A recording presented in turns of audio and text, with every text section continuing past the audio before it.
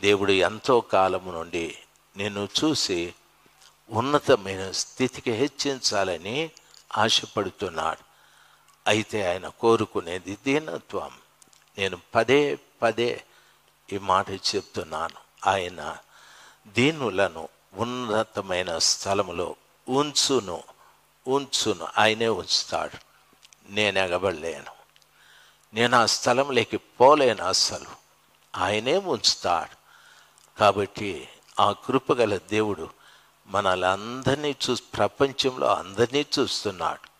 ఎవరు దీనుడై అణిగి మణిగి ఉంటాడో వానిని ప్రభు ఆ ఉన్నతమైన స్థలములో ఉంచి వాని ద్వారా అనేక మంది సమస్యల్ని పరిష్కరిస్తూ వస్తాడు.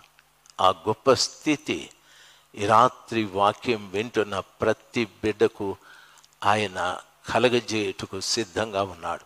కలుగునుగాక, కలుగునుగాక, కలుగునుగాక.